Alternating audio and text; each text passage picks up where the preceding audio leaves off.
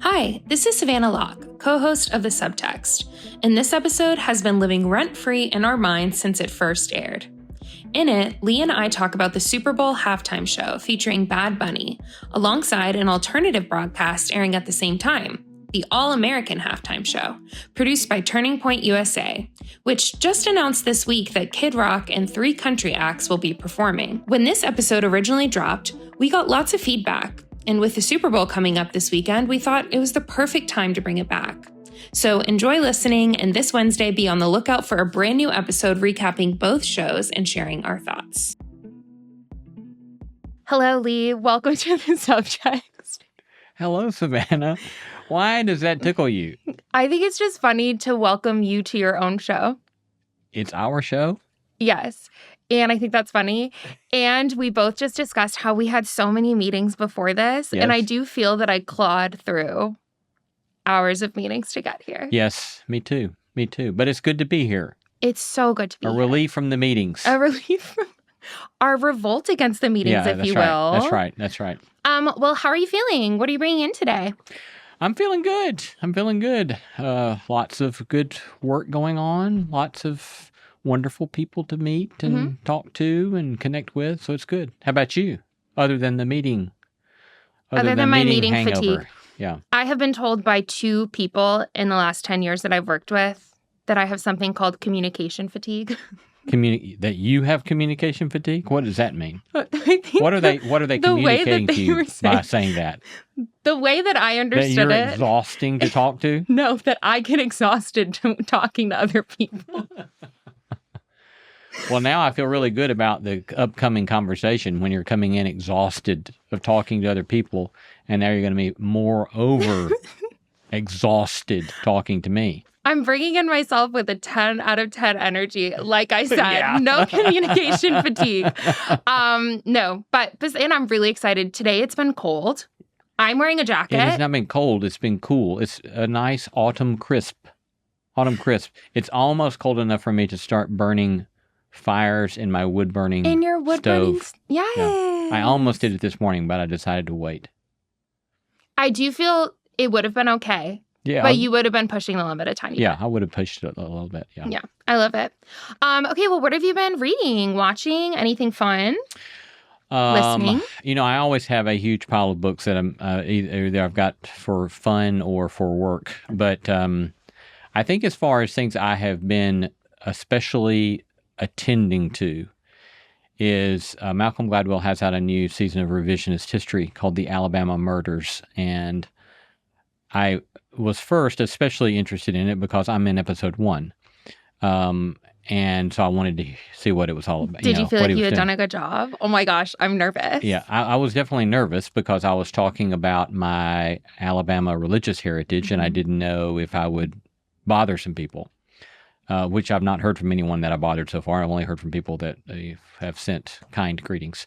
But I would highly recommend, not only without reservation, with like serious commitment to applauding what Malcolm did in this episode. I would suggest to everybody listening, go listen to the new season, Alabama Murders. And it fills me with the same sort of set of feelings that I read after reading Anthony Ray Hinton's book, The Sun Does Shine. Anthony Ray Hinton was on death row for 30 years for a crime he didn't commit. And it is one of the most exasperating, infuriating, and hopeful books I've ever read. And listening to Malcolm's episode, it was infuriating, it was exasperating, and it's something that people ought to be aware of. And the way our systems are so fundamentally broken. Yep. And Malcolm did such a beautiful job with it. And so I just could not recommend it more. And you're a star of it. I am one minor player. A co-star. Yeah, I am a minor player in Malcolm's storytelling. That's so exciting. So is it one episode or is it a whole season? It's a whole season, seven Nice. episodes. Yeah. And you were in episode 1. Yeah. Nice. Yeah. And is it a modern story or is it, you don't have to give anything away, but... It starts off with a murder in 1988 in North Alabama. Okay. A preacher that's involved in a murder in 1988. And so an affair and a murder. And so then it goes from there. So, what more could you want from the story? Yeah, it's really something. Wow. How about you? What are you reading and listening to? Okay, I just bought a book this morning. Do you know the book James by Percival Everett, I think is his name? I do not know that book. Let me fact check myself. Yeah, it's Percival Everett. James is a rewriting of Huckleberry Finn from the perspective of James. I have heard about this book. It won like a bunch of awards last year. I've heard about this book, yeah. Yeah, so I just bought that this morning to read, which I'm super excited about. I read Liz Gilbert's new book this past week. What's the name of it? It was a wild ride. It's called All the Way to the River. Huh. I don't even know if what I'm saying, it's not a recommendation me saying that I read it, but I did do it. And Okay. I made it through 400 pages. And at several points, I don't feel an obligation to finish books at all. Like in general, like if I'm in it and it's not interesting, I'm done. But I kept on kind of questioning throughout for what it's worth. Should I keep reading this? And I did. But you did. And I don't know why. I feel very complicated about it. Yeah. Actually, if you read it, it could be a whole episode. Interesting. Yeah. Interesting. Yeah. A very complicated book. Yeah. Well, with that strong non-endorsement, I'm not sure whether I'll read it or not. I would feel weird endorsing it if that says anything. Do you know what I mean? Yeah, like, I would feel weird being like, hey, you should go read this because I don't know that it... You're not sure. No, I'm not sure Yeah. what to say. It has a lot of like addiction stuff and codependency. But you talked last week about how you were reading The Courage to be Disliked. Yeah. And that combined with Jen Hatmaker's memoir, which talked a lot about codependency, combined with Liz's book, which talked a lot about codependency, does have me thinking about that, which is one really positive thing. Well, and I also, that was the other book I thought about mentioning, was that I recently read on a flight back from the UK. I read The Many Lives of Mama. Yeah. The Many Lives of Mama Love. Mm-hmm. Yeah, Many Lives of Mama Love by Laura Love Harden. And it's also a lot about addiction and the madness and craziness that goes with it. And that one I do highly recommend. It's a really great book. Maybe that can be our recommendation. You know what I mean? Yeah. But also what I'm hearing is that we might need to read some lighter stuff soon. Maybe so. It's all so intense. With that, Yes. let's start the show.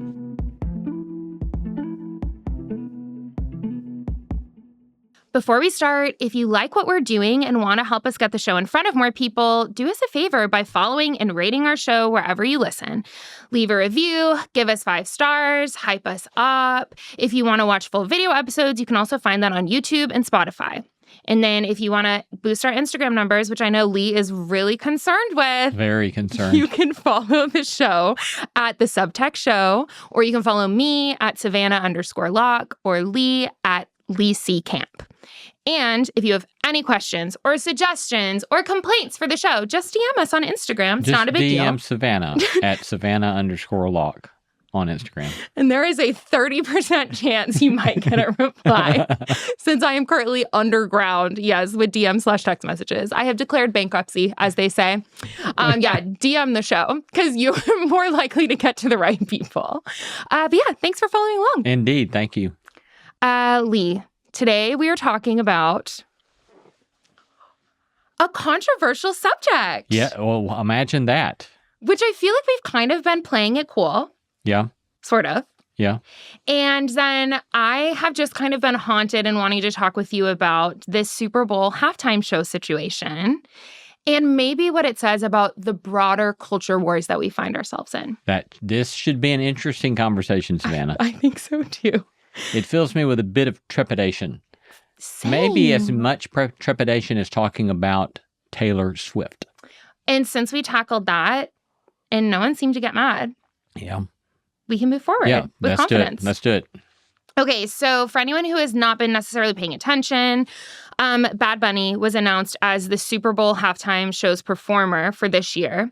And after that happened, Turning Point USA, which is this conservative nonprofit, created something called, quote, the All-American Halftime Show.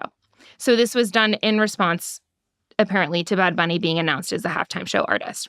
So Bad Bunny is from Puerto Rico, and he is regularly in the top listened to artists in the world. I actually think for 2 years in a row, he was the highest streamed artist in the world, like above Taylor Swift, above The Weeknd, above Justin Bieber, all the people. So this halftime show claims to be a celebration of faith family, and freedom. And I just want to say a couple things I noticed and would love to hear your thoughts. So number one, Bad Bunny is American. He's from Puerto Rico. Fun fact, my mom, growing up, spent a lot of time there. And she's still fluent in Spanish to this day. So love Puerto Rico, have been many times. You've been many times as well. Yes.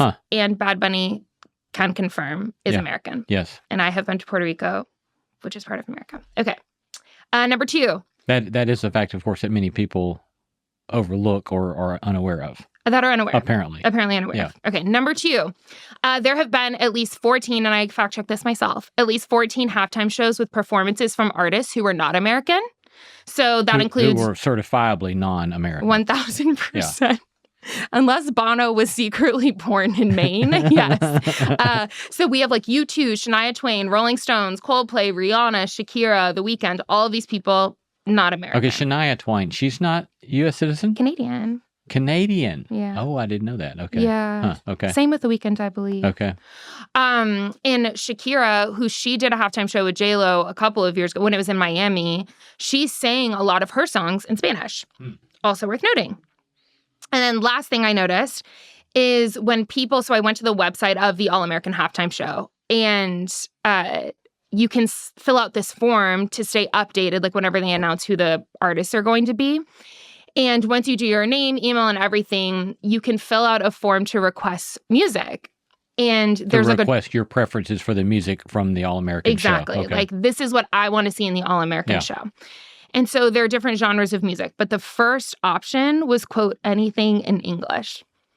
So you have anything in English, and then you have like Americana, country, hip hop, pop. And that has a very strong message behind it. But those are my 3 ponderings about it. And I am sure that you have more. Yeah. Go forth. Tell me what the vibes are.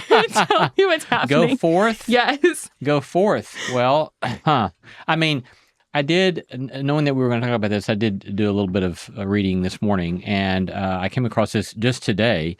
The Rolling Stone had an article that they posted in the last 24 hours entitled "The Right's Reaction to Bad Bunny Performing in Spanish at the Super Bowl is Ugly, but Not New." And then it does this fascinating historical overview of the ugly backlash to Latino and Latina performers at places like the Grammys, at other sporting events. So, you know, their storytelling there was just saying, look, this is not surprising. And, you know, I think the earliest one that I remember them talking about was from the 1960s and then forward. And so clearly the anything in English, it's hard to interpret that other than some sort of swipe at Latina performers and culture. Yeah. And what is the message? Like, yes to the swipe, yes to the dig. What is the broader messaging behind that? Do you know what I mean? Like, what is the broader messaging behind this backlash that you're noticing? Well, I mean, I would make up that it's clearly one more episode of where everything is politicized and in which we are continuing to solidify these hostile partisan positions, and this is yet one more of those. So the so-called culture wars is obviously one of the ways this gets referred to, but it seems that that's clearly what seems to be bubbling up here. Yeah, and I want to talk about that, like with this culture war thing. Like, what is a culture war, and how did we get here? How would you define the culture wars? Here's the thing, is that I Googled a lot because I was like, I know a culture war when I see one. You know what I mean? Yeah. But it's like kind of hard to name. And to me, and I don't know if this is accurate or whatever, like I kind of like did a deep dive into like the history of culture wars, of how people are talking about, like, to your point, like it's basically digging deep into partisan divides and then using different things that happen in culture to basically pummel against each other. Yeah. So this is what it reminds me of. This is going to be such a me way of defining something. But do you know how, like, if I was in a fight with you and we have this underlying resentment and we don't talk about it for 20 years, and then Sophie, one of the producers of the show, walks in here and I use Sophie as an excuse to dig at you. Does that make any sense? So for me, a culture war is like anything that takes the place of Sophie. Sorry, Sophie, for using you as this example. But like any sort of landmine or detonation or trigger can become a culture war between us instead of us actually like having to work on our relationship. Instead, it's like the culture war is like this third party piece that becomes a reason for us to continue fighting with each other. That's how I think about it relationally. Yeah. So instead of having an honest discussion about differences, that you try to remove the freight of emotional hostility and really deal with whatever the issue is, you find some sort of mechanism just to keep lobbing hostilities at each other. So it's like the Super Bowl. Yeah. Like, that's the thing. I remember growing up, it was Starbucks cups. Instead of doing Christmas cups, they called it holiday cups. Right. Yeah, yeah. And that was a huge deal for my family. We stopped going to Starbucks because they're taking the Christian piece away. Yeah. So it's like the Starbucks cup is Sophie. Instead of us dealing with each other, instead of us really being able to name our resentments. Or it's like Netflix. Recently, people started pulling their subscriptions from Netflix because they posted content they didn't like. That all to me is this like third part of a triangle. Like it's like a weird triangulation instead of just like actually having real and honest conversations. I mean, how would you define it? Well, I guess first a little historical background. Nice. I years ago when we were doing, we do variety shows, and probably at the I don't know how many years ago this would have been. 10, 15 years ago, we went and did a variety show in the courthouse where John Scopes was on trial in the famous Scopes monkey trial in East Tennessee. Yeah. Mm-hmm. And we had like a Pulitzer Prize winner author talking about the trial. We had Rachel Held Evans talking about, her who grew up in Dayton, talking about her theological formation, development, and the evolution of that. And it was a fascinating experience, remarkable. But one of the things that Ed Larson, the Pulitzer Prize winner, talked about, and then numerous guests that I have interviewed through the last number of years, when we talk about the culture wars, quite a number of times the Scopes trial has come up. And they'll say that's where the culture war started. It was right there in Tennessee. You're kidding. With the Scopes trial. And for those who don't remember, the Scopes trial was the state of Tennessee legislature, in my mind, got involved in stuff it ought not be getting involved in, dictating, that they couldn't teach the theory of evolution, the theory of evolution with regard to the human species in public schools. And so there were a group of people that decided, well, we're going to test that and try that. And so we'll get this coach named John Scopes to teach it in his biology class and then bring in all the lawyers. And it became this huge hullabaloo. It was the largest trial to date. Hundreds and hundreds of people show up in this small town of Dayton, Tennessee. Thousands and thousands of words telegraphed out about the trial. It was just this amazing, incredible experience. But one of the main lawyers, William Jennings Bryan, what's so fascinating about this is that William Jennings Bryan was the fundamentalist who wanted to read the Bible literally in the book of Genesis. And yet William Jennings Bryan was one of the most liberal candidates for U.S. president ever in the history of the United States. 3 times he was a candidate for the United States. He was a fan of just about all sorts of leftist causes, right? He loved labor. He was critical of economic policies that hurt the poor. He was nigh unto a pacifist, and here he was running for president, and he was a fundamentalist critiquing the teaching of the theory of evolution in public schools. And so these days you look at that and you think those things don't go together at all, right? But what happened was that coming out of that trial, he and the opposing attorney, Clarence Darrow, very much matched up with each other on social issues. But Darrow was an atheist. Bryan was a Christian and a conservative interpreter of Scripture. And out of that, there came this increasing coalition of causes that have gone with the conservative side and the liberal side, and it's continued to evolve through the last number of decades. So the history there is fascinating. That is fascinating. Second thing I'll note is that one of the professors who had a lot of impact upon the way we use the word culture wars is a guy named James Davison Hunter. Yes. And Hunter wrote a book named Culture Wars. It came out in the 1980s, early 90s, I forget exactly. And he basically makes the case that what you have in the culture wars at that time in the United States is the right and the left are arguing over different ways to interpret freedom. and limits on freedom, and then they're trying to use power to impose their vision of liberty upon the others. Yeah. So a couple of quick examples. So one would be if you define freedom as freedom to do what you want to do, which is a problematic definition, by the way. But if that is the way you're going to define freedom, right? Very Lee camp right there. Yeah, go ahead. If that's the way you're going to define it, conservatives, for example, would say freedom is let me do what I want to do with my money. Yeah. And a liberal would say, let me do what I want to do with my body. Yep. Whereas the conservative is going to say, no, we must put limits on what you do with your body. Mm-hmm. And the liberal's going to say, no, we must put limits on what you do with your money, right? Mm-hmm. And so what Hunter did is he opened that up and he showed all sorts of examples like, this is amazing, right? It's that they're not arguing over some of the basics like whether or not we accept the notion that we ought to maximize individual liberty. Mm-hmm. What they're arguing about is when you limit it and when you make it as expansive as possible, right? Mm-hmm. And then they're both trying to use power to impose their vision upon the other side, which I just found super fascinating when I read it way back in seminary days. To dominate the other side kind of into submission. Right. Yes. For their specific view. Right. Yeah. Okay. Am I crazy for kind of thinking what you just said also works with this like Sophie theory? Tell how.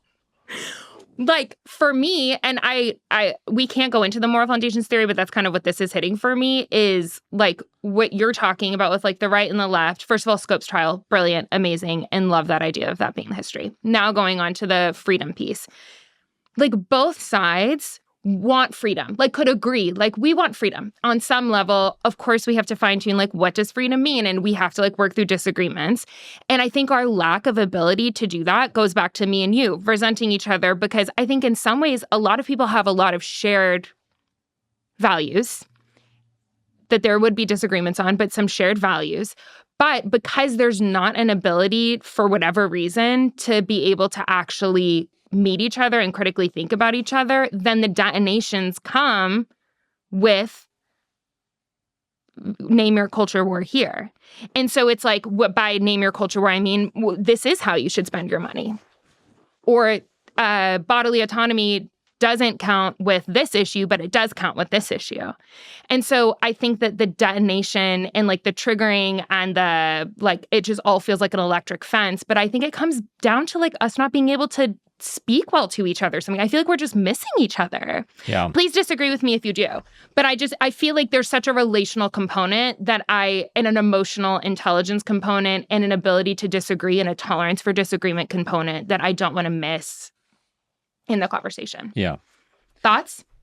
No, I definitely think that in so many of these arguments, there's complete passing like two ships in the night, right? Where the kind of conversations just aren't even trying to have a productive conversation. Yes. And that so much of the culture war stuff is trying to win points, one up the other one, rhetorically, verbally, cherry picking the crazies on the other side. Always. Rather than really focusing upon the best proponents of a given view on the other side. Yes. And so, yeah, I definitely agree that there's all this sort of picking at each other rather than honestly trying to engage an issue.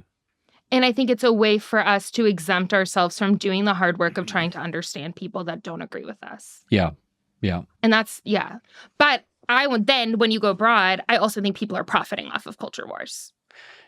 For sure. Yeah. Yeah. And I think that one of the historical examples of this, this is a different kind of notion of profit, but when you think about power as profitable, Randall Balmer that we interviewed on A Small Endeavor a number of years ago, he has out a small little book called Bad Faith, and he's looking at the rise of the moral majority in the 80s.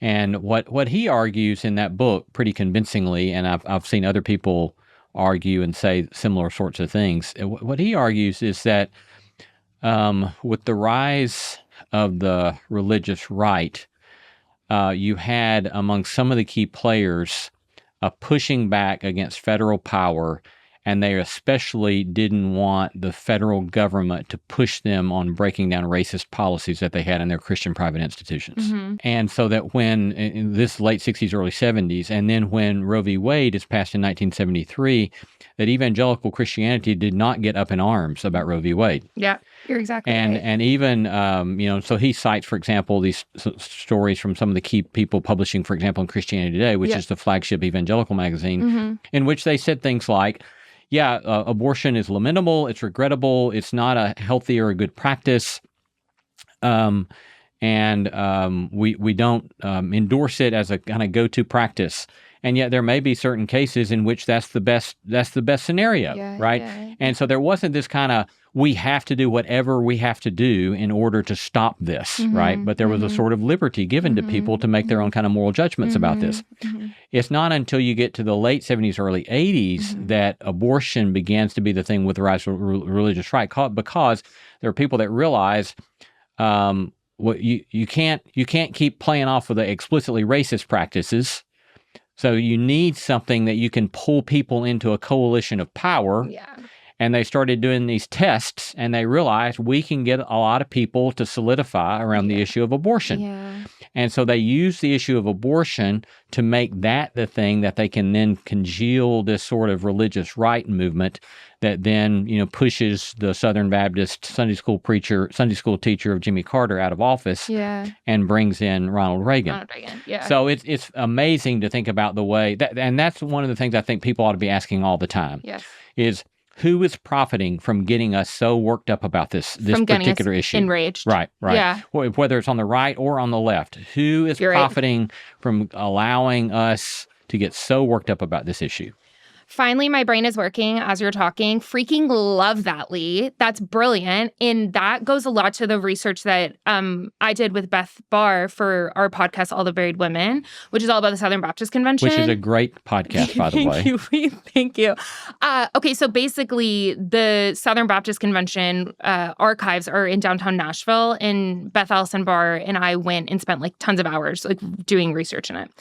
And the story we were primarily following was something called, what in Southern Baptist history, it's called the conservative resurgence. And so this started in the 70s with two men, one of whom was not even Southern Baptist. He was a Presbyterian minister and judge who just saw an opportunity with the SBC to gain a lot of political and religious power, named Paul Pressler. And then Paige Patterson, who was SBC and really cared about what he called the liberal drift, where he saw people in the 1960s and 70s with the feminist movement and all of that, thought that the SBC was becoming liberal. Okay, so these two men basically lean into this moral majority piece, which I think was also already happening, with Jerry Falwell and all of it. This was already kind of a thing happening, but then it was just oil was poured on the fire through the SBC, which is the largest Protestant denomination in America. And basically, over the course of the 70s, they do this insane political strategy where they basically send out delegates from every state, and they recruited two people from every state, a layperson and a pastor, to become the mouthpieces of Paul Pressler and Paige Patterson, so that when they said, hey, here's who you vote for to be president of the SBC, that these two people in each state would then tell all of their representatives, this is who we're voting for. And it was all done in the name of, for them, they would say biblical orthodoxy is their umbrella, but underneath that was being against women, preachers, and then later on, the abortion thing, which is so interesting because I went back and read all the resolutions from the SBC, and when Roe v. Wade first came out, the SBC was so chill in their resolution about it, where they did make a resolution, and to your point, it was very I think it was something to the effect of this is sad that this happens, lamentable, and also we should support people in these decisions, and kind of left it to let people and pastors and communities and women make these decisions. But it was in no way what it is now. But then after this conservative resurgence is successful and happens, and the Southern Baptist Convention is in bed with Republicans, then the SBC becomes a mouthpiece for being anti-abortion, and then that becomes kind of a core tenet for being conservative, being Christian, for being SBC. And that was not the case before like literally, and it all happened within like 15 years. Like it was crazy to see before my own eyes, these resolutions and how they changed and how, in my opinion, they were co-opted for political and power reasons by like selective outrage. Yeah. Which is just, yeah. That's so... We're touching on the hottest of topics, and I'm just now thinking, oh my gosh, there are so many qualifiers I want to add here, but we'll just let it sit. That's so helpful. I mean, first, I would just kind of say as a parenthetical here, right, there's loads of things to be said about so many of the things we've already brought up. So, like, what do you mean by biblical orthodoxy? How do you think about, so-called woman's right to choose, the practice of abortion, pro-life, all those sorts of things. There's lots to be said about that, and we're not trying to say all that needs to be said about that. No, we are not. And on and on and on with all sorts of issues. Right. My primary thing I'm interested in right here is the historical contingency around these things. Right. So in other words, what you see in what you just described about the Southern Baptists in the early 1970s regarding Roe v. Wade, or what I also described. In other words, what you see there is that it could be different than it is right now. So then ask the question, well, why did it turn out the way it is right now? Why did it turn out that way? And it may be that the answer is not as simple as, well, finally they saw things right. And instead it may be because there was power at play. And that's the question you want to ask, I think, right? And so going back to the Scopes trial, there you also see historical contingency, right? Here you've got this far-left socio-political guy, William Jennings Bryan, who loved Jesus, loved Scripture, very, very conservative in the way he reads Scripture, and yet he's a pacifist and cares about policies that are going to support the poor, right? And there what you see is, well, those alignments are different than they are today. And then ask the question, well, why? Right? What happened historically to make those things different, right? I remember so well when I was calling that Pulitzer Prize winner, Ed Larson, to see if he would come all the way out from California to come to East Tennessee to do this show that we were taping. And I was talking to him about the history of the Scopes trial, and he was talking about William Jennings Bryan and so forth. And he said, evangelicals used to be opposed to war. And he said, that's what everybody used to know them for. He said, but of course, nobody thinks that anymore, right? So then the question becomes, well, why is that true? Why is it? Right? It could be different. So ask why. And by asking why, all of a sudden you see very, very different sorts of things. One other example I'll give here, you could think about nationalism. And moreover, you can think about Christian nationalism, right? Well, in the early part of the 20th century, I think I alluded to this on an earlier episode of the Subtext, but in the early part of the 20th century, one of the most outspoken Christian nationalists was Woodrow Wilson, a Democrat, a mainline Protestant, right? And a racist, right?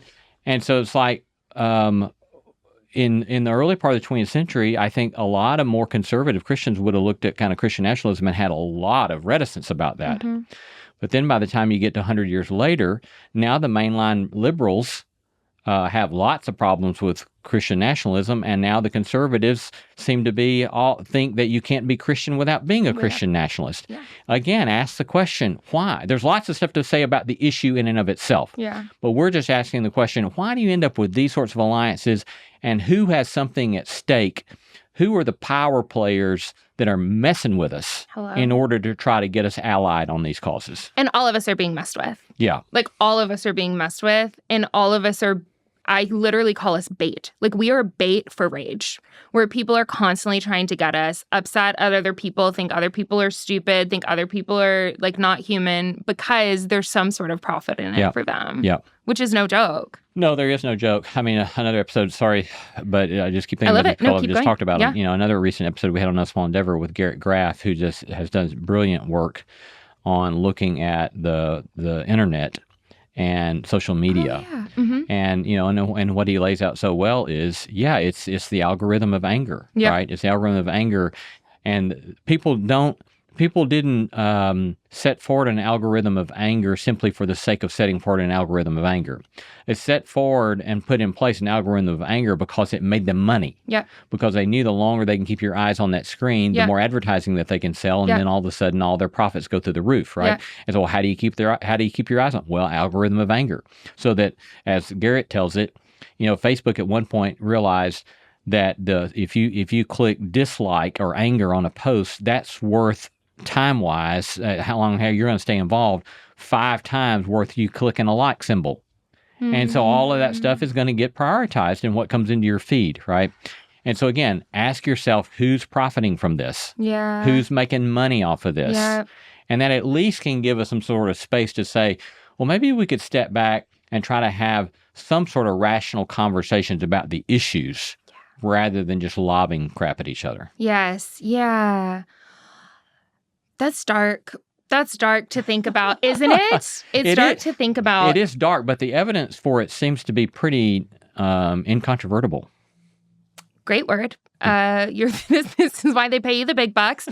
It's reminding me, you know how I got on my George Orwell phase? Yes. Okay, so when I read Animal Farm, basically the concept of Animal Farm is that a bunch of animals revolt, overthrow the farmer, and then they get to run the farms themselves. Yes. But then the animals start dividing among themselves, and then there becomes the same hierarchy that they were working. I actually just explained that fairly well in 2 sentences. But what they come to find out is that the pigs, who were the animals at the top of the pecking order, they were sowing discord among the other animals on purpose to make them mad at each other so that the pigs could stay in power. And obviously this is like political satire from Orwell. But this is what this reminds me of. And I think that for me, when I think of culture wars, I think of who are the pigs, and I do not mean pigs in a negative sense, but just in the animal sense from Animal Farm. Who are the people that are intentionally sowing discord so that we stay arguing with each other so that they stay in power? Because that's what culture wars typically are. They're less about actual, like, oh, this is a really important issue, like the Super Bowl and halftime show. That is intentionally furthering a divide that keeps some people profiting, and it makes the people on both sides feel self-righteous. Yes. Who is profiting off of that, and how do we get out of the manipulation so that we can have more complicated conversations around what we're talking about? Like when, in this case, I guess what it means to be American with the All-American Halftime Show. Yes. You know? Right. So as you're talking, I was reminded that so with the Rwandan genocide, like a million people get slaughtered over 100 days. Mm-hmm. And between 2 tribes, the Hutus and the Tutsis. And at the time, or at some point in the 20th century, Rwanda was like seen as the most Christian country in Africa. Yep. Mm-hmm.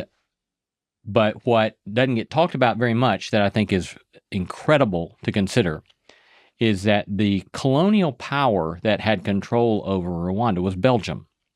And the power brokers in Belgium, when they came into Rwanda, asked the question, how can we keep control of this place? And they explicitly went about stoking the animosity between the Hutus and the Tutsis. And then what you have years later is this blow up into this genocide. And that ought to be a lesson for all of us. Look, it doesn't matter how much Christian language you're throwing around. Yep. There may be power players who are trying to stoke hatred between you, and it can come to horrific ends. Yeah.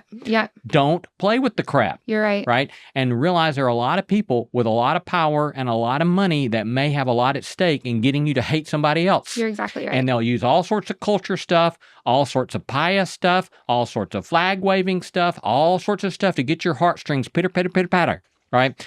But they may be doing it to get you to hate somebody else because that way they have more power and control over you and everybody else. You're exactly right. You talk about that in your book. It was the book I read 2 times ago. So the last one I read was the scandal one. The one before that is Mere Christianity. Mere Discipleship. Oh, dang it. C.S. Lewis was Mere Christianity. Lewis stole his title from me. He stole his title from you, exactly. Yeah. But another criticism that you had of that is that Rwandan, like in Rwanda being like the most Christian, like where everyone was like, this is such a good thing. And you were like, but what kind of Christianity wasn't able to infiltrate their own hatred against each other? Which I also think is like a really like pertinent question for now, where it's like, what kind of Christianity do we have where we can't in any way cross partisan divides and learn to love our neighbor as ourselves, even our neighbor who disagrees? So that's the first thing that I thought of. Once again, plugging your book, Mere Discipleship. And then number 2 is thinking about bot farms. About what which farms? People don't talk about bot farms enough. Bot farms, like in Russia. I don't know bot farms. There are bot farms everywhere, but like Oh, like the New York Times did this insane piece on bot farms. Yeah. Okay, go ahead. I'm sorry. Like on bot farms, where basically like there are countries now who have entire divisions and sectors devoted to planting misinformation and stoking outrage online on their like foreign enemies or on their own countries. Yes. And this is proven, like this isn't like a conspiracy. This is real. And that every time we go on the internet, we are facing not just real people, but also bots that are trying intentionally to keep us mad at each other. Yes. And that's worth noting as well. Yes, exactly. And that reminds me, going back to the Garrett Graff interview that we did on A Small Endeavor, one of the things he was talking about, because he talked about the Russian bot stuff, and he said that there's a comparison that can be made to what the Soviets did with propaganda during the Cold War. Yeah. And he said he quotes some leading researcher on this, who said a lot of these campaigns looked very similar. That is, the campaigns of Russians using Facebook and social media to sow discord and chaos in 2016 and following. She says, a lot of these campaigns look very similar to what we know the Soviets did during the Cold War, which is most of the time they're just trying to create chaos. Creating chaos means trying to get people to be further entrenched in their views and trying to push whatever happens to be divisive. It doesn't really matter to them. There's an expression, she goes on, there's an expression in Russian, putting a whole bunch of spaghetti on your ears. What it actually translates to is that you're trying to tell a whole bunch of lies and get people to not believe in anything. Their focus is not to get you to believe anything in particular, but it's to get you to believe nothing at all. And I thought, man, right, if we're not aware of all of this hostility and the chaos that people are trying to stir up, then we're getting played. And I don't like getting played. I don't like getting played either. So let's bring it back to this halftime show and talk about how this could potentially be like a culture war issue, how it could be the third part of the triangle. And let's talk about like different ways to think about it. So maybe you can start. I don't want to start. You're the pop culture expert, not me. Okay, so here's what I think about this, honestly. To me, the All-American halftime show could be a great opportunity to talk to people who are super excited about it. And say, like, why does this excite you? What do you feel like this is serving? Like, why do you think that we need this? Why do you think it's called All-American? Why do you think on the form it said anything in English? Like, what does that say? Like, is Bad Bunny not American? Like, to ask those kinds of questions and go a little bit deeper. And then on the other side of things, I think that it concerns me that for something that for however many decades at the Super Bowl, it's probably been around for a lot longer than decades, but like everyone has kind of just been okay with having the same halftime show for the same event this whole time.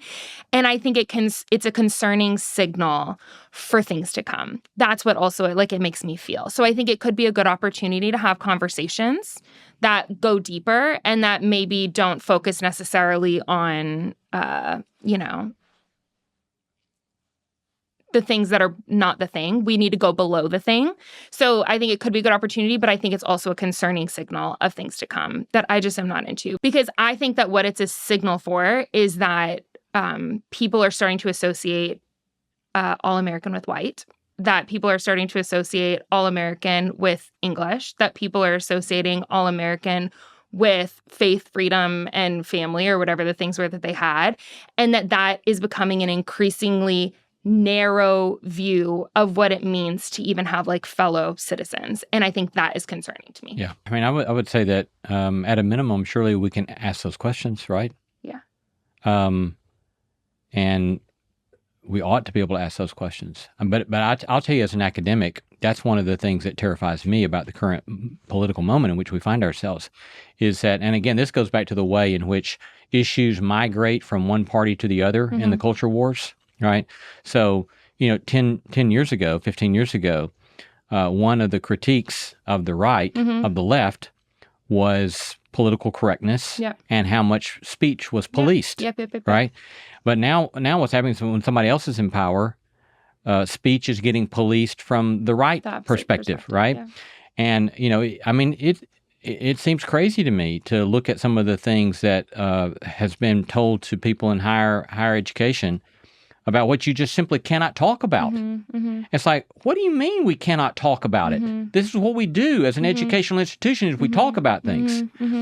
And so I don't like it if somebody on the left tells me that or somebody on the right tells me that. It's like, I thought we believed in First Amendment rights of speech. To be able to talk, To be able to talk, right? Yeah. And so the idea there is that, again, the issues can migrate depending upon who's in power and the power play. So, yeah, I think that all of those questions that you ask are great questions that we ought to be grappling with and things that we ought to be asking. And going back to your very first point about what if we see this as an opportunity to have some good conversations? Yeah. I think that's great. I continue to, as anyone listening can tell, right, when I get to some issue that is dear to my heart, I love it. Animated. I get animated, right? But animation is not always the best way to have a conversation with somebody with whom you disagree. And a better posture of having a productive conversation with people with whom you disagree, I think, is like you were saying, is curiosity. Yeah. And you just lean in and just ask questions. And what is this giving to you? Yeah, right. Yeah. Why do you feel excited about it? Why is this important to you? Like, did you know that all of these other shows hadn't been, like, from Americans? Like, why do you think that this one's different? Like, just being able to, like, get curious and try to get below it, I think could be a productive way of dealing with this specific culture war. And, and it's quite possible that, one of the things that I've learned through lots of years of doing, as I say to people, doing theology in the Bible Belt is like a contact sport. There's a lot at stake, and people will come after you, right? But one of the things that I've learned is that if you'll present things in a sort of non-aggressive way and try to lay them out and have a conversation about them and raise questions that the other person hasn't had an opportunity to think about, a lot of times what happens is that people don't get defensive in reaction. That very often what they say is, I've never thought about that. Yeah. And that's a good point. And that's really interesting. And so rather than assuming there's going to be hostility, why not try to assume goodwill on the other person's part and then try to have a conversation about it? Yeah, like unwinding some of the antagonisms that you go in with so that you come in neutral and have less of, of a high frequency experience, a high frequency event, Yes. Well said. Yeah. Great conversation. Great conversation. I might have gone too far, but that's what culture wars are all about. About going too far? Here I am trying to lower the temperature, and then I'm like raising the temperature on every hot topic issue. So again, you can direct message Savannah. Oh my gosh. At Savannah_Locke. If you disagree with any of my takes, honestly, I might disagree with them too. I might. Yes. That is another thing that I often tell people when they'll say, I disagree with you. I say, well, I often disagree with myself as well. Same. Yeah. Do you ever get nervous? As a side note, this might be interesting, but I'm finding it's very difficult for me to actually say what I think while being recorded. Well, I think in the day and age in which we live, if one is not at least giving some thought to that, then one might be lacking prudence. Right. So I think it's just a part of the deal is that you have to think about what you're willing to say in public and what you're not willing to say in public. And know that there are consequences for it. Yeah. Yeah. And also wanting to, like, I think what I really want from the show is for people to know that, like, we're in process and we can change our minds and disagree with ourselves in the future. And that they're allowed to change their minds and that there's also, like, a human piece to it. Like, I don't know. Yeah. Well said. Yeah. Yeah. Anyway. I would say at a minimum, I would hope that the community that continues to grow around what we're doing would be a community in which we all assume we're all in process and we're all trying to listen to each other and we're trying to take facts and science and theology and the goodwill of creators of whatever sorts of pop culture content. Yeah. We're trying to take all of that honorably and seriously. Yeah.